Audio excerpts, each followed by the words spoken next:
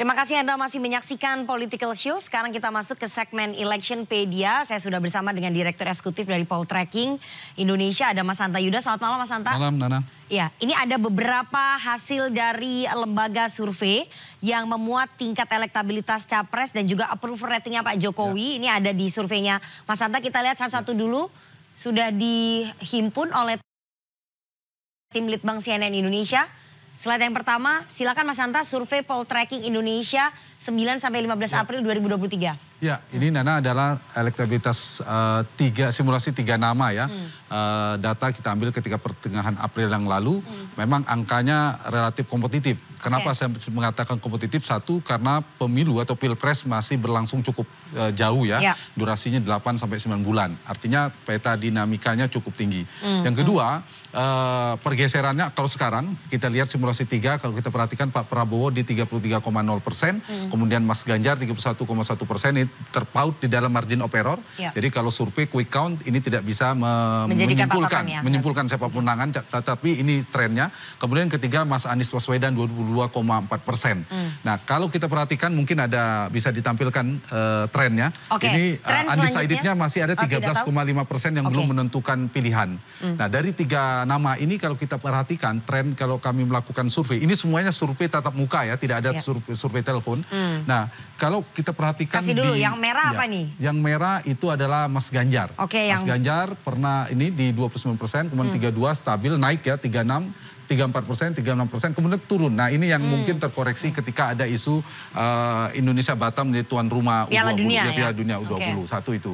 Yang kedua, yang kuning adalah Pak Prabowo. Pak Prabowo kita perhatikan juga pernah berada Mas Ganjar, bahkan pernah nomor 3 disalib oleh Mas Anies. Ini tidak jauh ketika Mas Anies dideklarasikan menjadi, setelah beberapa saat dideklarasikan oleh Nasdem menjadi calon presiden, trennya cepat naik. Tapi kemudian Mas Anies agak turun ya, kita ke biru dulu. Kemudian agak yang biru turun, ini Anies Baswedan ya? Turun, kemudian stabil atau stagnan bahkan sekarang posisi Mas Anies Baswedan. Kalau Pak Prabowo pernah di tengah, sebelumnya kalau ditarik Prabowo nomor 1, kalau ditarik mundur lagi.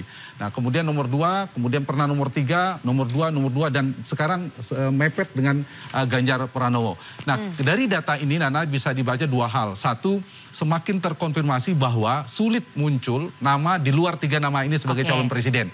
Karena yang lainnya terpaut sangat jauh di bawah 5%. Jadi saya kira kalau tidak ada dinamika politik atau gempa politik luar biasa, sudah bisa diprediksi 3 nama ini, di luar nama ini pusaran utamanya di elektabilitas ya 3 nama ini kan jadi calon presiden. Kedua, marginnya, dinamikanya cukup kompetitif. Sehingga kalau kita perhatikan saking kompetitifnya, ada capres yang dulu nomor 3 bisa jadi nomor 1 bisa nomor 2, bergeser. Nah pergeseran ini menunjukkan bahwa ketiganya masih punya peluang untuk memenangkan pertarungan, termasuk Mas Anies. Kenapa saya katakan Anies di nomor 3 masih punya peluang? Karena marginnya tidak sampai 10% saat ini. Sementara Pilpres masih berlangsung 8 bulan lebih kurang gitu. Jadi petanya cukup kompetitif. Karena kompetitif inilah saya kira strategi masing-masing, penentuan siapa cawapresnya, dan dinamika politik yang terus mengikuti selama 8 bulan ke depan itu sangat menentukan variabel-variabel itu naik turunnya dari capres-capres ini. Dan tentu saya kira yang sudah deklarasi pertama Mas Anies Baswedan oleh Nasdem, tapi ini belum cukup ya, soliditasnya akan diuji apakah sampai Oktober. Kalau ternyata sampai Oktober solid, berarti Mas Anies bisa take off, bisa berlayar ya. Kalau Mas Ganjar golden ticketnya PD Perjuangan sudah resmi ya, sudah bisa. Nah Pak Prabowo sedang proses ya, setahu saya Pak Prabowo baru ditentukan oleh partainya, tapi koalisinya juga belum. Tapi paling tidak per hari ini kalau kita bisa tendensinya kita baca memang 3 ini yang berpotensi bertarung. Jadi 3 poros, tapi untuk muncul poros keempat ataupun calon keempatnya agak sulit ya? Kalau dari partai, tergantung. Kalau kita melihatnya dari sisi perolehan kursi persentase partai, itu masih mungkin. Bisa 4. Misalnya misalnya Golkar bergabung dengan PKB. Golkar dengan PAN, sisa KIB setelah P3 pergi bersama PD Perjuangan, itu pun bisa bikin poros. Tapi apakah mungkin poros terbentuk tanpa ada figur capres yang potensial hanya untuk akan maju menang saja? Pertarungan? Nah ini basisnya adalah elektabilitas ya. Sementara kalau kita belajar pemilu-pemilu langsung di Indonesia, pusaran utamanya itu terbentuk terbentuknya koalisi, poros atau kutub politik adalah kekuatan elektabilitas. Salah satunya. Yang kedua barulah pemilik boarding pass partai-partai. Tapi kalau saya ditanya, mungkinkah 4? Mungkin. Karena realitasnya PD Perjuangan dengan P3 bisa sendiri, kemudian Koalisi Perubahan untuk Persatuan Mas Anies bisa sendiri, Prabowo yang sekarang cukup dekat, PKB dan Gerindra bisa sendiri. Nah, sisanya Golkar dan PAN sebenarnya juga cukup kursinya. Baik. So far 3 poros dulu ataupun 3 koalisi dulu, 3 capres dulu. Kita nggak tahu kalau nanti dinamis bisa muncul calon keempat. Kita Karena lihat figur capresnya 3 yang potensial figur capresnya yang kuat hanya 3. Kita lihat slide berikutnya. Setelah tadi ada tren elektabilitas capres, ini kepuasan terhadap pemerintahnya Pak Joko Widodo. Ini banyak sebenarnya survei-survei yang sudah memotret. Poltreking juga ada, silakan Mas Hanta. Ya, ini survei kami pada bulan April yang lalu, Nana. Ini total gabungan antara yang sangat puas dan cukup puas. Berarti kita anggap yang puas merespon positif, sentimen positif terhadap kinerja pemerintah Jokowi Maruf Amin ada 74,7%. Angka 74,7% ini relatif tinggi ya. Mungkin bisa dibandingkan beberapa lembaga. Ya, kisarannya lebih kurang 70 sampai 80%. Karena ada yang hampir 80, bahkan dari 80, kami 74,7%. Nah, dari angka ini tentu menunjukkan satu sisi Pak Jokowi dalam dinamika Pilpres ya, kalau kita tarik, meskipun tidak pemegang boarding pass, beliau bukan ketua umum partai, tapi bisa dimasukkan kategori kingmaker. Endorsementnya kuat. Endorsementnya berpengaruh. Kenapa? Karena ada kedekatan dengan partai-partai dalam pemerintahan. Bahkan beberapa ketua umum mengatakan menunggu arahan Pak Presiden. Seperti beberapa partai ya. Kecuali partai yang cukup mandiri seperti PD Perjuangan, Nasdem yang di dalam pemerintahan. Nah, di beberapa partai dalam pemerintahan paling tidak itu selain ketua umumnya dan menterinya Pak Jokowi, itu sangat mungkin dikumpulkan, berkoordinasi, berkomunikasi dengan Pak Jokowi.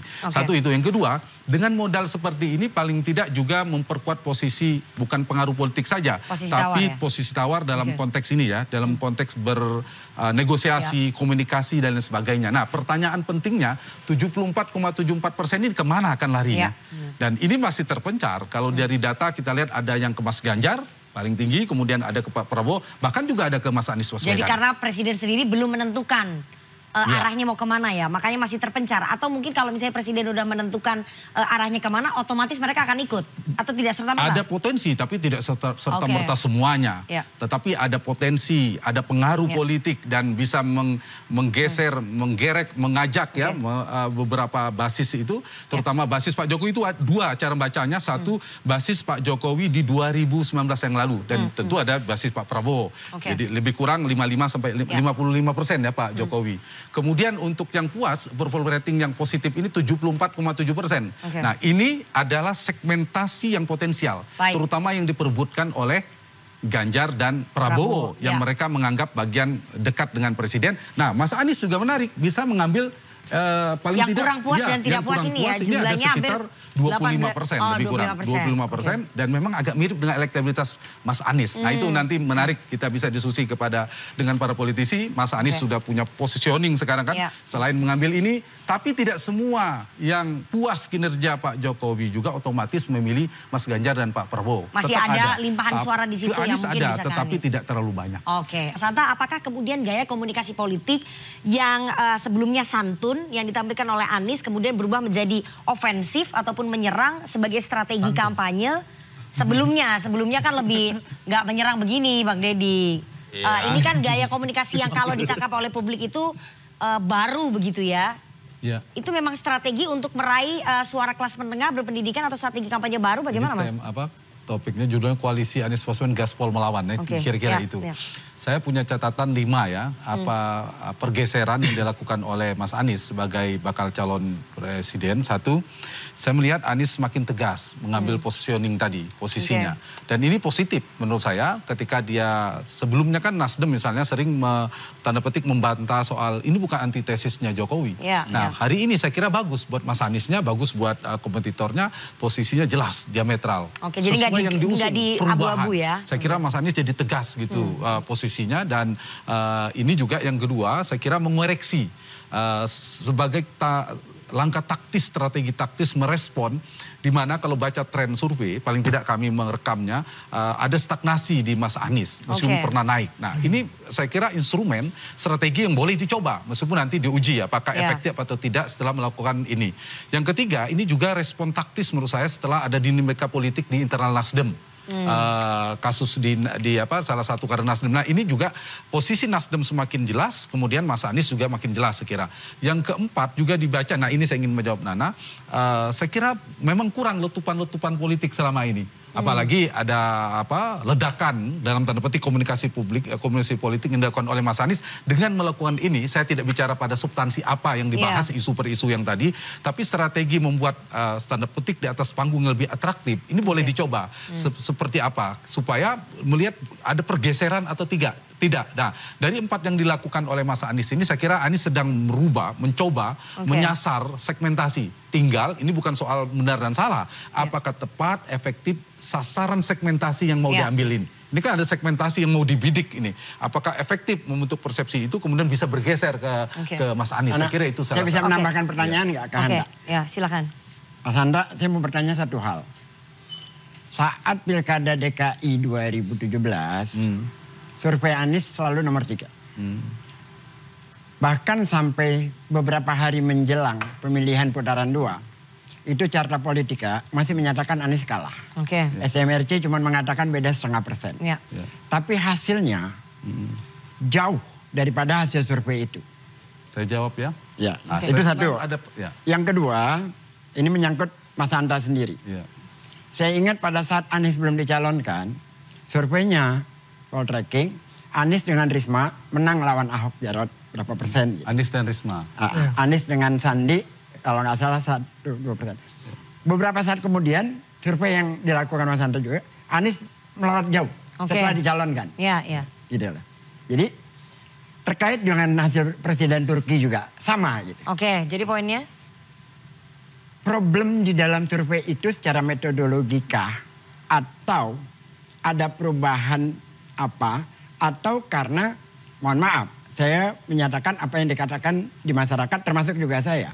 Apa tergantung yang bayar? Silakan Mas Hanta. Mungkin saya bertanya lebih jujur ya. Saya suka dengan pertanyaan ini. Silakan. Pertama, dibuka rekam jejak saya terkait dengan survei Poltreking. Poltreking melakukan survei pertama Bang Yes pada bulan September. Saya tidak bertanya Anda pribadi, ini hasil survei secara umum. Saya tidak mungkin merespon survei orang lain. Ini kan merepresentasi surveinya Mas Hanta. Survei saya. Yang saya bicarakan survei saya. Saya nggak bicara survei orang lain tadi, sedang dicek. Tadi ada 5 slide, 3 adalah surveinya Poltreking, 2 adalah surveinya SMRC, dan itu saya yang menyampaikan. Pertanyaan saya yang Pilkada DKI batal dong. Sekarang saya jawab, enggak, saya ada survei.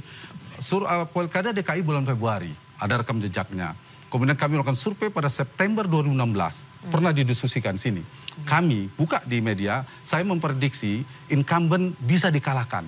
Kalau Anies berpasangan dengan Sandi, saya bilang pada saat itu. Di sebuah acara di televisi lain. Saya baca itu, kalau itu nggak ada pertanyaan. Saya katakan Sandi, enggak, saya mulai dari sana. Saya katakan Sandi, Mas Sandi kalau mau maju, kamu menjadi Anda harus jadi wakilnya Anies. Artinya 1 poin ya, 1 itu. Saya nggak mau dinyalarisir survei saya dengan survei yang lain.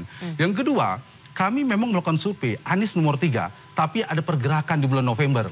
Anies bergeser, jadi bergeser menjadi nomor 3 dan bahkan nomor 1 pernah di atas Ahok. Coba dibuka Februari. Kami memprediksi, saya lagi-lagi hanya Poltreking, memprediksi bahwa Anies dan Ahok akan masuk putaran kedua. Bisa dibuka Februari. Nah itu, jadi yang lain itu saya nggak bisa prediksi ya Bang ya. Bukan urusan Poltreking. Yang soal tadi pesanan bayaran, silakan Mas. Bicara lembaga survei lain tidak Mas mungkin. Hanta, soal pesanan itu bagaimana? Yang kedua, kita kan merekam apa adanya ya, merekam bisa naik bisa turun, nggak mungkin. Justru aneh kalau dia survei tidak pernah naik dan berturun. Anies Baswedan itu juga menggunakan survei kami, termasuk kalau dibuka Sandiaga Uno kan membawa ini survei Hanta loh, bukan survei kami. Dibawalah ke Pak Prabowo untuk meyakinkan, ke Pak JK dan lain sebagainya. Saya mungkin juga bisa dibuka juga data berapa banyak orang Jakarta yang keluar dari Jakarta pada hari ketika senang kemudian dipakai, kemudian enggak. Maksud saya apa? Kalau survei begini, saya selalu menggunakan logika memang adalah seperti laboratorium. Kalau ditanya dibayar. Tapi saya pastikan Anda berempat tidak boleh mengintervensi dapur survei saya. Hasilnya. Dan kalau saya pernah berintervensi, saya pernah kerjasama dengan PD Perjuangan, sama Demokrat saya nggak berani dong bilang. Jadi saya menyampaikan apa adanya. Itu saya menjawab konteksnya saya ya. Saya tidak bisa jawab yang lain Bang. Mas Hanta ini dari tadi. Terakhir. Belum. Mas Hanta ini kalau melihat bahwa strategi campaign yang dipakai oleh Mas Anies tapi dengan approval ratingnya Pak Jokowi yang mencapai hampir 75 sampai 80% ya. Ini strategi yang bisa efektif karena kan ini mengambil positioning yang berseberangan ya dengan jadi ada 2. Pak Jokowi. senjata politik Mas Anies itu kan ditujukan berbagai penjuru. Tidak hanya ke Ganjar tapi juga ke Pak Jokowi.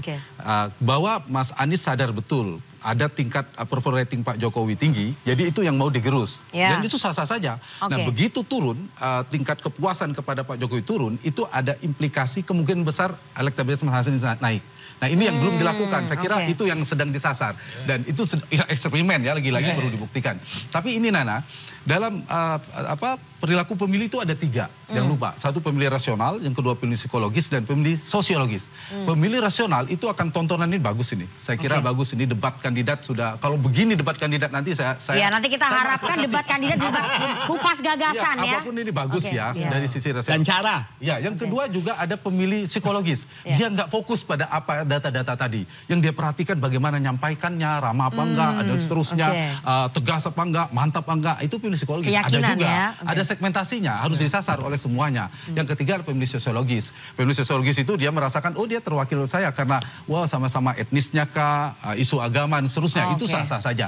Nah dari sini maka poinnya saya ingin mengingatkan kita semua ya, sebuah kubu yang dilakukan oleh tim pemenangan termasuk kandidat itu bukan sekedar menyenangkan atau semakin puas, makin kuat basisnya masing-masing. Tapi mereka harus berusaha meningkatkan elektabilitas di basisnya. Bagaimana menarik undecided dan swing voters yang belum memiliki pilihan atau masih goyah, itu ditarik. Dengan data untuk pemilih rasional, pemilih psikologis, sehingga data penting. Saya nambah pertanyaan supaya makin tajam. Karena itu datanya, karena itu survei data itu penting menurut saya. Tinggal Bang, pilih yang diyakini, mana yang akurat, yang mana kredibel. Itu penting dipilih supaya tidak kemana-mana ya, supaya ini selektif melihat datanya.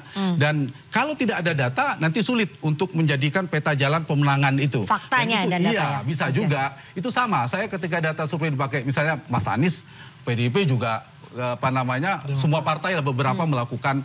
Dan Indonesia Democracy Watch itu mencatat Bang, saya kasih data, menjelang Pilpres 2019 ya, yang tadi bilang nggak kuat. Kami surveinya selisihnya 1%, nomor 1. Mungkin karena saya ditanya, saya terpaksa harus jawab. Jadi tinggal jangan digeneralisir. Kayak tadi Abang harus selektif tuh. Jangan, kalau tidak selektif kan seolah-olah saya mengeneralisir sama menjelaskan semua data. Padahal kan datanya, enggak, data saya kan hanya menjelaskan data saya. Nah itu mungkin keliru Abang melihat seolah-olah saya mengeneralisir semua data orang. Enggak, saya hanya 1-2 slide saya yang di awal. Tapi kan saya bisa klarifikasi gitu. Jadi poin saya, baik Mas Anies, Mas Ganjar, Pak Prabowo mau meningkatkan elektabilitas dengan strategi yang tepat. Dan saya ingin mengingatkan dengan segala hormat dengan Pak Prabowo dulu, biasanya keras mengkritik survei, bukan pada umumnya ya. Hati-hati itu bisa jadi tanda kekalahan. Harus diingat. Jadikan survei itu pegangan. Tidak harus selalu wajib dirilis. Kami 4 bulan sekali ya. Jadikan data untuk memberikan masukan, mengukur. Dan Mas Anies saya kira dulu juga berkecimpung di lembaga survei. Bisa menggunakan mana data yang akurat dan tidak, yang bisa dikredibel atau tidak, untuk menjadi peta jalan. Jadi strateginya adalah menggerus approval ratingnya Pak Jokowi ya, bukan salah satunya. Sekarang ya. kalau bacaan saya. Itu bacaannya Mas Hanta. Tapi harus diuji nanti efektivitas. Ada 2 narasi yang disuguhkan, narasi keberlanjutan, continuity, dan juga narasi perubahan atau change yang disuguhkan. Ada 2 hal yang saya sampaikan. Satu, dalam peradaban demokrasi kita biarkan ini terbiasa, masyarakat melihat, nggak apa-apa bertarung, gagasan, visi misi, program masing-masing, rekam jejak, prestasi, harus dibiasakan. Habis ini ngopi juga. Iya, ngopi, betul. Saya mau sampaikan itu nomor 2. Ini negatif campaign bibiasakan, yang penting jangan black, jangan fitnah. Pakai data, boleh negatif campaign, no black campaign ya. Ditempurkan gagasan, visi, program. Habis ini ngopi bareng kok santai. Nah itu nomor 1. Pilihlah dengan hati nurani yang terbaik menurut Anda semua, sesuai hati nurani. Yang kedua, jadikan ini pesta berdemokrasi ini jangan habis-habisan. Jangan lupa petanya berubah terus itu, lihat tuh foto Pak Jokowi dan Pak Anies. Saya ingat saya bawa debat kandidat di UI 2014. Di sebelah saya Tantowi Yahya, sebelahnya Anies Baswedan. Mas Anies mewakili seperti ini Abang ini, memperjuangkan mewakili Pak Jokowi. Itu cair kemudian sekali Pak Tantowi berseberangan. Sama-sama jubir. Perjalannya tiba-tiba beliau jadi dubes. Nah ini jadi menteri. Akan berubah. Maksud saya jangan lupa nanti 3 capres setelah selesai kita gontok-gontokan, mereka duduk nanti bisa bersama seperti sekarang Pak Prabowo dan Pak Jokowi. Jadi tetap boleh kita bertarung gagasan, bertarung semuanya, tapi tetap bersaudara, jaga kerukunan, jaga persatuan Indonesia kita. Mantap itu Mas Hanta. Setuju.